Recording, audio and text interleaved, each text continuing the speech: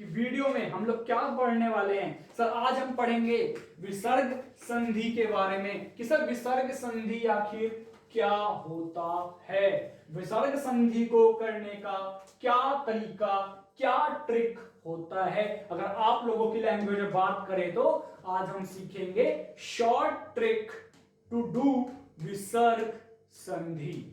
कैसे करेंगे तो देखना पड़ेगा आपको पूरी की पूरी वीडियो। और भाई अगर पसंद आती है वीडियो तो लाइक करके जाना, सब्सक्राइब जरूर करना चैनल को, क्योंकि चैनल आप लोगों के लिए ही बनाया गया है। तो भाई कर देना सब्सक्राइब, ठीक है। चलिए स्टार्ट करते हैं आज की वीडियो। तो सर सबसे पहले हम बात करेंगे कि सर विसर्ग संधि क्या होता है।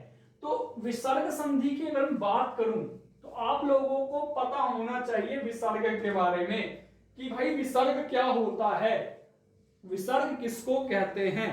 विसर्ग का मतलब होता है कि ये जो दो डॉट लगे होते हैं ना किसी भी वर्ड के लास्ट में, किसी भी शब्द के लास्ट में, इसी को विसर्ग कहते हैं। अब जब इस विसर्ग का किसी दूसरे शब्द से संधि करी जाती है तब उसका विसर्ग का लोप हो जाता है, वो विसर्ग गायब हो जाता है।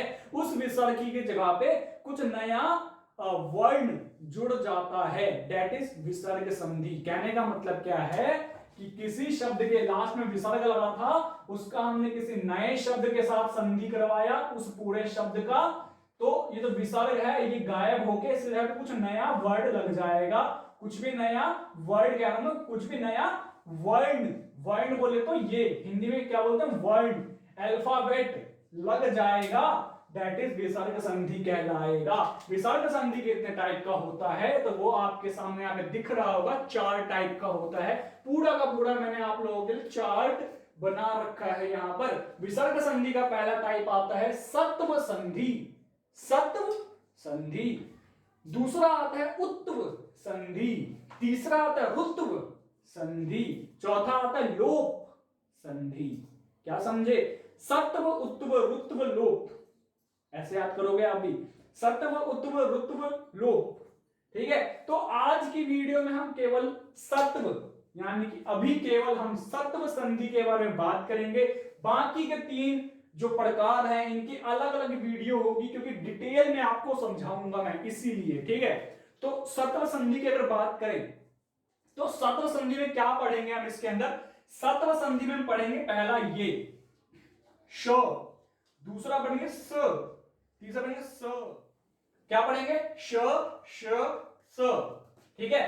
तो ये 3 बातें हम पढ़ेंगे सत्व संधि के अंदर। 3 नियम है बस सत्व संधि के अंदर, जो आप लोगों ने याद कर लिए तो क्या भाई आप लोगों का फायदा होगा, आप लोगों को एग्जाम में मार्क्स अच्छे मिलेंगे।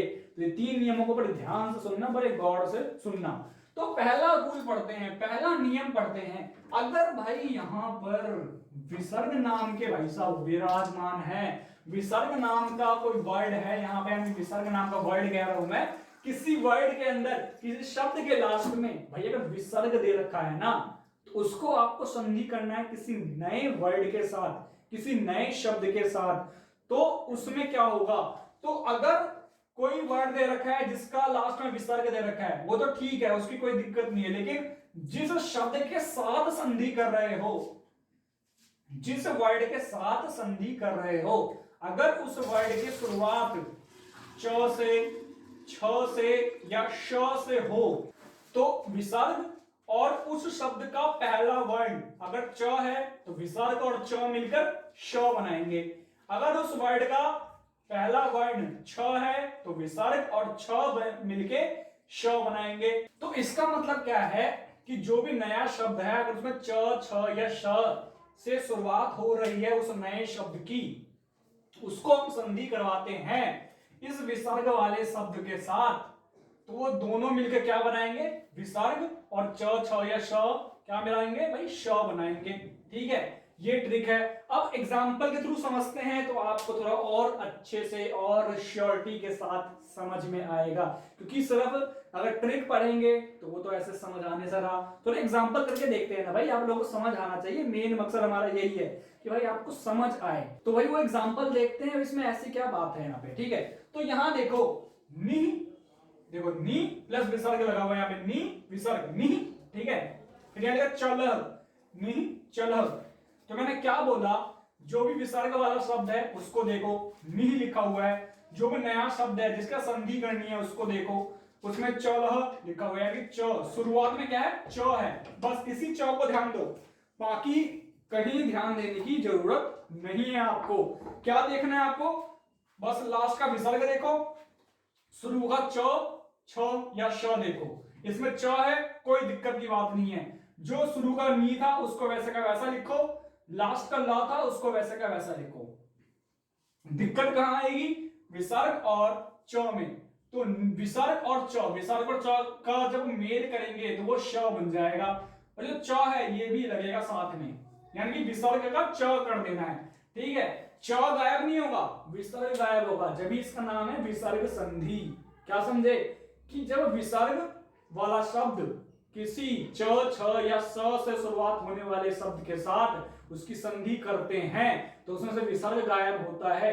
वो च, छ या श जो होता है वैसे का वैसा ही रहता है। जैसे इसमें आपने देखा, क्या देखा, विसर्ग गायब हुआ, उसकी जगह क्या लग गया, श लग गया, तो निश्चलः, क्या बना, निश्चलः, निश्चलः, ठीक है। ऐसे एक एग्जांपल, यहां विसर्ग देखो, खाली विसर्ग छ लगा हुआ है तो बस श लगेगा यहाँ पे, क श, और बाकी सब वैसे का वैसा ही, कश छल, ठीक है। तो ये बन गया क्या, कश छल। फिर ऐसे यहां पे राम चलती, लास्ट का खाली देखो विसर्ग, शुरू का देखो खाली च, छ या स में से कुछ होना चाहिए, च है यहाँ पे तो बस स लगा दो, बाकी सब कुछ वैसे का वैसा लिख दो। राम, विसर्ग गायब हो गया, श लग गया उसकी जगह पे, बाकी सब कुछ वैसे का वैसा, चलती, रामश चलती। क्या समझे, पहला नियम क्या बोला मैंने आपको, विसर्ग प्लस च, छ या श से शुरुआत होने वाले शब्दों का जब मेल करते हैं वहां पे श बन जाता है विसर्ग की जगह पर, दैट इज कॉल्ड सत्व संधि का पहला नियम। आई होप आपको ट्रिक समझ आ रही होगी। बात करते हैं नेक्स्ट नियम की। सर यहाँ नेक्स्ट नियम क्या दे रखा है यहाँ पे, कि अगर विसर्ग है, विसर्ग के बाद जो नया शब्द है जिसके साथ संधि करनी है, अगर उसमें क, ख, ट, ठ, फ या श हो, अगर इनमें से कुछ भी लगा हो, उस नए शब्द की शुरुआत इनमें से किसी भी वर्ड से हो रही हो तो उसमें क्या लगेगा, विसर्ग की जगह पे श लगेगा। बस देखो यहाँ पे एग्जांपल के अंदर, यहाँ धनु लास्ट का देखो खाली विसर्ग, टंकार शुरू का देखो खाली ट, देखो ट है इसके अंदर, बस मिल गया आपको। तो बाकी सब कुछ वैसे का वैसा, ठीक है। टंकार जो ये लास्ट में था ये वैसे का वैसा, बस ट और श, ट भी वही का वही रहेगा।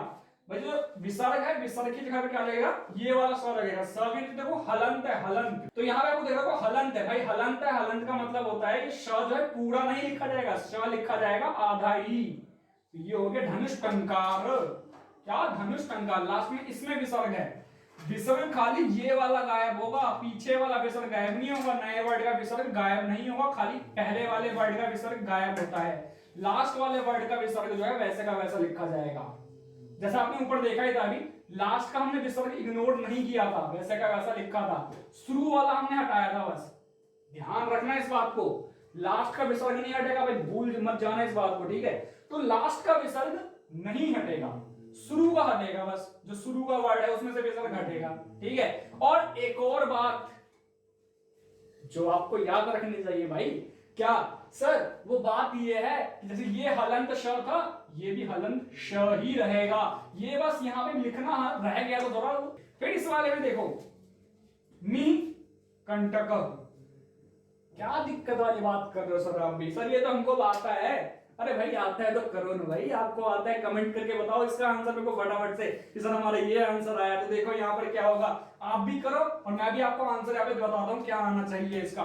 लास्ट का विसर्ग देखा, देख लिया क्या है भाई, विसर्ग है, शुरू में क्या है, क है तो शो, फिर बाकी सब कुछ वैसे का वैसा, निष्कंटक। बस यहां देखो राम, विसर्ग देखा, शुरू का ट देखा, रामस, बाकी सब कुछ वैसे का वैसा, रामस टिकते, रामश टिकटे, रामश टिकटे, रामश टिकटे। क्या समझे? यही समझे होगे कैसे करना है इसको, समझ आई बात? ठीक है, आई होप आपको इस सेकंड नंबर की ट्रिक, सेकंड नंबर का नियम भी समझ में आया होगा। समझ में आया है तो फटाफट से सब्सक्राइब करो चैनल को, कमेंट करके बताओ कि सर हमको समझ आया है ये सेकंड नंबर का ट्रिक भी। अब बात करते हैं थर्ड नंबर के ट्रिक की। अरे सर ये ट्रिक, ये तो बहुत इजी ट्रिक लग रही है हमको देखने में। अगर आपको देखने में इजी ट्रिक लग रही है तो फिर भी देखो भाई, देखो यहाँ पर देखो, आपको वीडियो में समझ आएगा और अच्छे से। सर यहाँ देखो नमः कारह दे रखा है, हम एग्जाम्पल की बात कर रहे हैं डायरेक्ट, क्योंकि आप लोगों को अब एग्जाम्पल ही डायरेक्ट में करवा देता हूं, क्योंकि ये बहुत ही इजी ट्रिक है। इसमें है ही क्या, विसर्ग देखना है, क ट स देखना है, बस सिंपल सी बात है, क ट स। ठीक है, यानी ये क ट स होगा, अब शुरू में विसर्ग होगा, विसर्ग क त स, ये दोनों मिलकर का बनेगा, ये बनेगा ई, कि यहां पर जो है ये स बन जाएगा, आधा स। समझे कि नहीं समझे?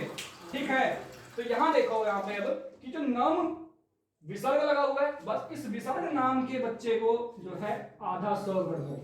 शुरू में क नाम का जो इंसान है इसको क को भी कर दो, क और विसर्ग। ठीक है, तो मिल गया आपको कि भाई विसर्ग और क, विसर्ग और क होगा तो स बनेगा। आइडिया लग गया, लगा दिया हमने आधा स, तो हलंत लगा है तो यानी आधा स। ठीक है, फिर यहां देखो जो शुरू में था वैसे का वैसा नम। ठीक है, ये जो बाकी का था वो तो भाई वैसे का वैसा रहेगा, नमस्कार, बस विसर्ग की जगह पे आधा स लग गया। सेम इसमें नम विसर्ग है, मैंने क्या बोला, अगर त हो यहां पर तो देखो यहां पे त है तो नमस, बाकी सब कुछ वैसे का वैसे, नमस्ते।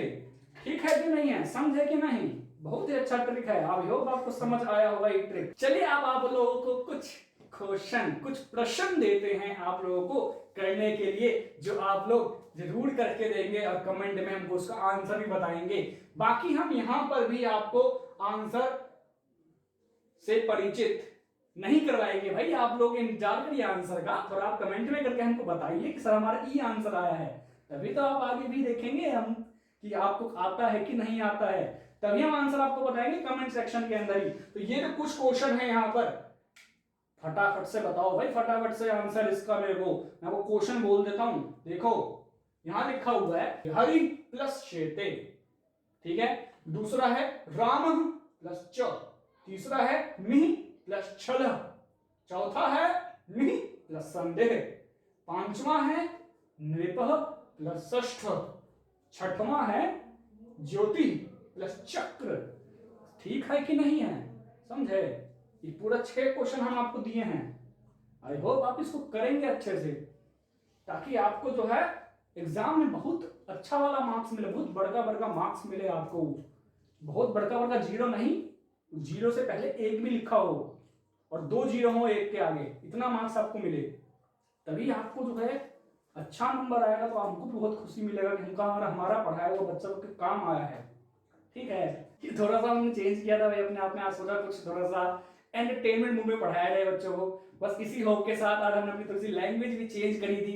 आई होप आपको जो ये सारा का सारा समझ आया होगा, ये सारा का सारा ट्रिक समझ में आया होगा भाई। अगर समझ आया है तो भाई देर किस बात, क्या कर दो लाइक भाई, क्या मतलब आपको बार बार बोलने वाली बात है? अब लोगों मैं बार बार बोलूंगा कि भाई लाइक करो, लाइक करो, वीडियो को लाइक करो, अपने आप कर दिया करो भाई। और हाँ, सब्सक्राइब जरूर करो चैनल को, क्योंकि चैनल आप लोगों का अपना चैनल है, इसको आपको मिलियंस तक लेके जाना है, आप ही लोगों को तो चैनल को मिलियंस तक पहुंचा सकते हो। तो भाई जल्द से जल्द चैनल को सब्सक्राइब कर लो। सब्सक्राइब करने के पैसे नहीं लगते हैं भाई, ये आपको भी बता रहा हूं ना, और आप दूसरों को भी बताओ जाके कि सब्सक्रिप्शन फ्री होता है यूट्यूब पर, तो सब्सक्राइब करो और चैनल को हिट करो। तो मिलते हैं आपसे नेक्स्ट वीडियो में इसके अगले पार्ट के साथ, तब तक देखते रहें आपका अपना और नंबर 1 यूट्यूब चैनल जो बनेगा फ्यूचर में, जिसका नाम है अमित राय क्लासेस। धन्यवाद, कैच यू सून।